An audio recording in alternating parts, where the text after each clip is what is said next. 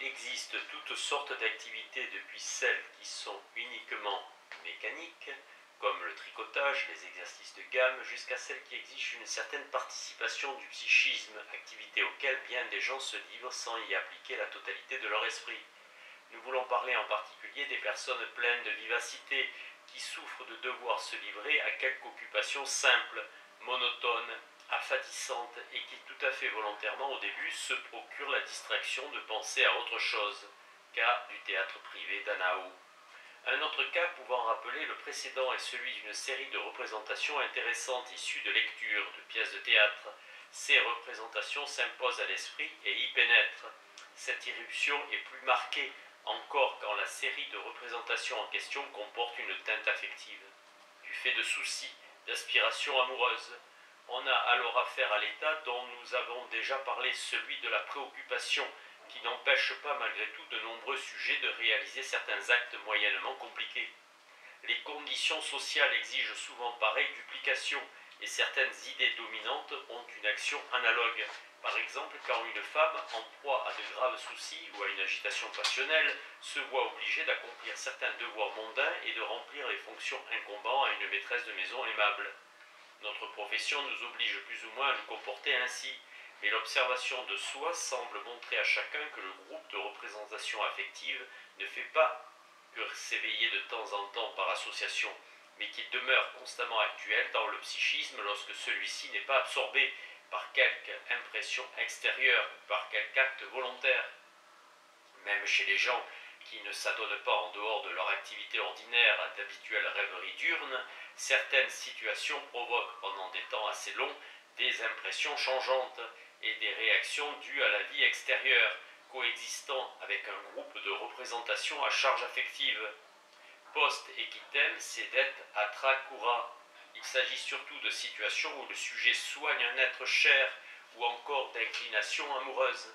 L'expérience nous enseigne que les tâches incombant au garde-malade et l'affect sexuel jouent dans la plupart des cas d'hystérie un rôle primordial, comme le montre l'étude approfondie de nos cas. Je suppose que ce dédoublement des facultés habituelles ou bien provoqué par des situations capables de susciter l'émotion prédispose essentiellement à une dissociation pathologique du psychisme. Il aboutit à cette dernière lorsque le contenu des deux groupes de représentations coexistantes est devenu dissemblable, quand l'un des groupes contient des pensées susceptibles de devenir conscientes. Les pensées repoussées et celles qui émanent des états hypnoïdes. En pareil cas, la confluence des deux courants temporairement séparés, et qui chez les normaux ne manque pas de se réaliser, devient impossible. C'est dans la partie dissociée que va en permanence s'exercer une activité psychique inconsciente. Cette dissociation hystérique du psychisme est par rapport au moi double de l'être normal ce que l'hypnoïde est par rapport à la rêverie ordinaire.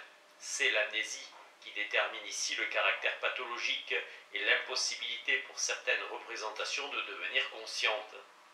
L'observation 1, Anao, à laquelle je suis toujours obligé de revenir, nous permet de nous faire de ce processus une idée nette. Cette jeune fille, alors qu'elle était encore en pleine santé, avait pris l'habitude de se livrer à ses pensées fantasmatiques. À un moment favorable à l'auto-hypnose, un affect d'angoisse s'insinue dans la rêverie et crée un état hypnoïde soumis à l'amnésie. Le fait se reproduit en diverses circonstances et son contenu représentatif s'enrichit toujours davantage, mais cet état alterne encore avec ceux où la pensée reste claire et parfaitement normale. 4 mois plus tard, la malade est entièrement plongée dans l'état hypnoïde. Alors que les diverses attaques confluent, il se forme un état de mal. Une très grave hystérie aiguë. Au bout de quelques mois, cet état qui a emprunté différentes formes, période de somnambulisme, se trouve brusquement interrompu et recommence à alterner avec un comportement psychique normal. Mais même alors, les phénomènes somatiques et psychiques, dont nous savons qu'ils reposent sur des représentations d'ordre hypnoïde, persistent, contracture, hémianesthésie, altération du langage. Ce fait prouve que même dans les périodes de comportement normal, le complexe des représentations hypnoïdes, le subconscient, demeure présent et que la dissociation psychique n'a pas cessé d'exister. Je n'ai pas d'autres exemples de ce phénomène à fournir, mais je crois que cet unique exposé peut jeter quelques lumières sur la formation des névroses traumatiques. Dans ces névroses, la réaction hypnoïde de peur accompagne dans les jours qui suivent l'accident le souvenir de ce dernier.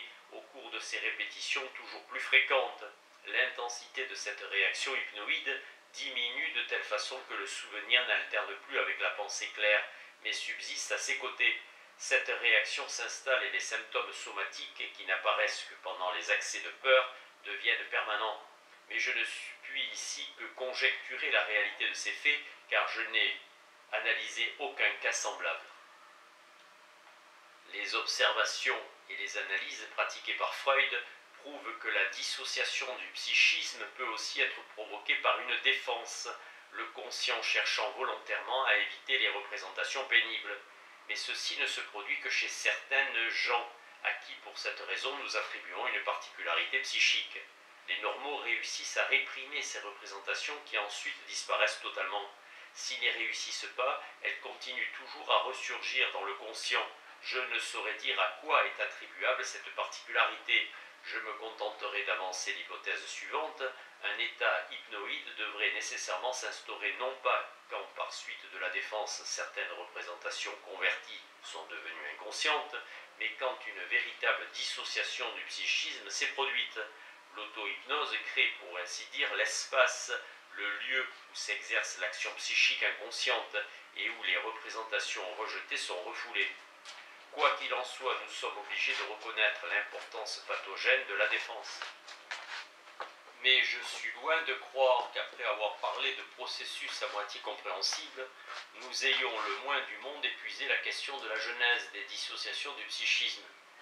Au début des hystéries graves, on observe généralement pendant un certain temps un syndrome que l'on aurait le droit de qualifier d'hystérie aiguë. Dans les anamnèses de certains hommes hystériques, on parle dans la plupart de ces cas d'inflammation du cerveau. Chez les femmes hystériques, l'ovarite entraîne le diagnostic de péritonite.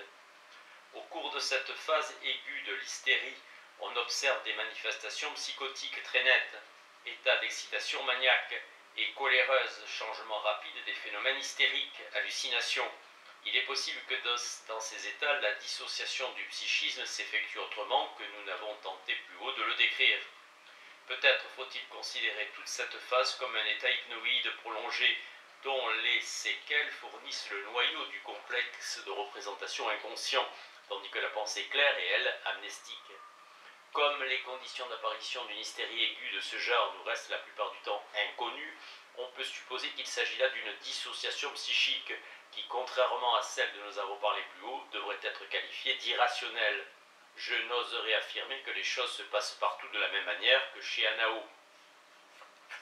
Je ferai observer ici que c'est dans le cas de grande hystérie avec double conscience manifeste le mieux connu et le plus transparent, celui justement d'Anao, que, premièrement, aucune séquelle du stade aigu n'est observable dans le stade chronique, et que, deuxièmement, tous les phénomènes de ce dernier avaient été créés dès le temps d'incubation, dans des états hypnoïdes et émotionnels. Il doit certainement exister d'autres formes de ce processus que notre récente prise de connaissance des phénomènes psychologiques ne nous a pas encore permis d'observer. Il est certain que nous avons encore fait dans ce domaine que les premiers pas. D'autres expériences ne manqueront pas de bouleverser de fond en comble nos vues actuelles. Voyons maintenant en quoi les connaissances acquises au cours de ces dernières années ont pu contribuer à la compréhension de l'hystérie. Cette contribution semble multiple et importante. Il nous est permis de ramener certains symptômes d'apparence purement somatique à des représentations impossibles à retrouver dans le conscient des malades. Il serait inutile de revenir une fois de plus sur cette question. Nous avons appris que les accès résultaient tout au moins en partie d'un complexe inconscient de représentation, Charcot. Nous avons également appris à comprendre certaines particularités de l'hystérie, et c'est là un point qui mérite d'être approfondi. Les représentations inconscientes n'apparaissent pas ou ne surgissent que difficilement et rarement dans la conscience claire, et pourtant elles exercent une action sur celle-ci. Elles agissent d'abord par leurs effets, quand par exemple une hallucination totalement incompréhensible et absurde, dont la signification et la motivation ne s'éclairent qu'au cours de l'hypnose, vient tourmenter le malade. Les représentations inconscientes influencent aussi les associations en rendant plus vives certaines d'entre elles, comme par un renforcement venu de l'inconscient. C'est de cette façon que s'imposent aux malades certains groupes déterminés de représentations auxquels ils sont contraints de penser. Tout cela est analogue. Au cas des hémianesthésiques de Janet, qui, insensibles aux pressions que l'on exerce sur leurs mains et invités à en dire le nombre, choisissent toujours le chiffre exact. Ces représentations régissent aussi les états d'âme, l'humeur bonne ou mauvaise. Quand Anao, en rapportant ses souvenirs, se rapprochait d'un incident primitivement lié à quelque vive émotion, l'état d'âme correspondant apparaissait plusieurs jours auparavant, précédant même l'apparition du souvenir dans le conscient hypnotique. Voilà qui nous fait comprendre les mauvaises humeurs inexplicables, les dépressions immotivées dans les états de pensée clairs, l'émotivité des hystériques est pour une grande part simplement originelle, mais les vives émotions ou les plonges des incidents relativement insignifiants s'expliquent mieux si nous nous rappelons que le psychisme dissocié agit de la même façon qu'un résonateur sur un diapason. N'importe quel incident capable d'éveiller les souvenirs inconscients libère toute la puissance affective de ces représentations toujours fraîches, et l'émotion ainsi provoquée est tout à fait disproportionnée à celle qui serait apparue seule dans le psychisme conscient. Nous avons déjà parlé, voire Madame Cécile V.N., d'une malade dont les productions psychiques sont en rapport inversement proportionnel avec la vivacité de ces représentations inconscientes. L'affaiblissement de sa pensée consciente repose en partie, mais en partie seulement, sur son mode particulier de distraction. Après chaque absence passagère, et ces absences se reproduisent sans cesse, elle ignore quel fut l'objet de ses pensées à ces moments-là. Elle oscille entre la condition première et la condition seconde, entre les complexes conscients et les inconscients de représentation. Mais ce n'est pas seulement à cause de cela que son activité psychologique est diminuée, ni non plus à cause de l'affect émané de l'inconscient qui la domine. Dans cet état, sa pensée à l'état de veille se trouve privée de toute énergie. Son jugement devient infantile. Elle semble, nous l'avons déjà dit, tomber dans l'imbécilité. À mon avis, ce fait est imputable à la diminution de l'énergie dont dispose la pensée claire lorsqu'une grande quantité d'excitation psychique se trouve confisquée par l'inconscient. Quand ce cas est persistant, quand le psychisme dissocié demeure dans un état de perpétuelle excitation, comme chez les hémianesthésiques de Janet, chez qui les sensations d'une moitié du corps elle-même ne sont perçues que par le psychisme inconscient, la pensée à l'état de veille ne dispose plus que d'une très faible activité cérébrale, ce qui explique parfaitement la faiblesse psychique décrite par Janet et considérée par lui comme innée. Rares sont les gens dont on pourrait dire, comme du Bertrand de Bonne, de Hulland, qu'ils n'ont jamais besoin que d'une moitié de leur esprit. Après une telle réduction de leur énergie psychique, la plupart des gens seraient des débiles mentaux. C'est sur la faiblesse mentale issue d'une dissociation psychique que semble reposer une caractéristique lourde de conséquences de certains hystériques, leur suggestibilité, je dis bien de certains hystériques. Car il est patent que l'on trouve parmi ces malades des sujets possédant le jugement le plus sûr et le sens critique le plus aiguisé. Quel sens donner au mot suggestibilité? Eh bien, il signifie un manque de critique, de jugement, en face des représentations et des complexes de représentation qui surgissent dans le conscient ou qui y sont introduits du dehors par l'audition de discours ou par des lectures. La critique que suscitent les représentations en pénétrant dans le conscient est due au fait qu'elles éveillent associativement d'autres pensées et entre autres certaines idées qui ne s'accordent pas avec elles. La résistance contre ces idées incompatibles dépend donc de leur énergie dans le conscient potentiel, et son intensité correspond au rapport existant entre la vivacité des représentations nouvelles et celle des souvenirs ressurgis. Ce rapport est très variable, même dans les intellects normaux. Ce que nous appelons intellectualité en dépend pour la plus grande part.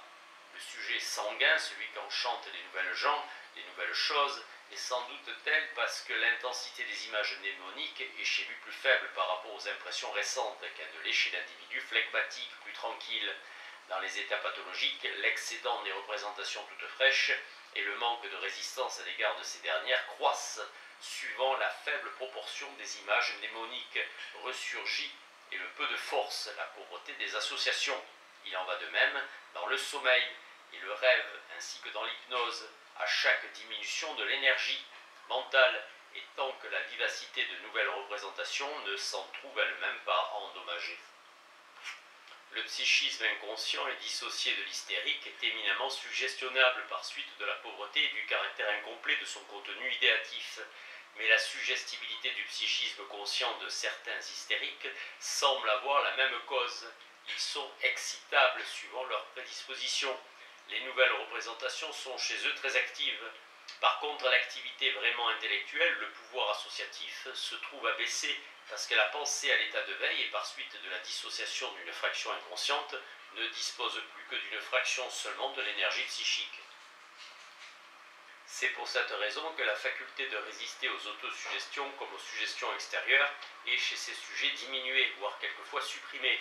C'est pour la même cause que leur volonté se laisse également impressionner. Au contraire, la suggestibilité hallucinatoire qui transforme sur le champ chaque représentation de perception sensorielle en perception présente exige, comme toute hallucination, un degré anormal d'excitabilité de l'organe percepteur et n'est pas attribuable à la seule dissociation psychique.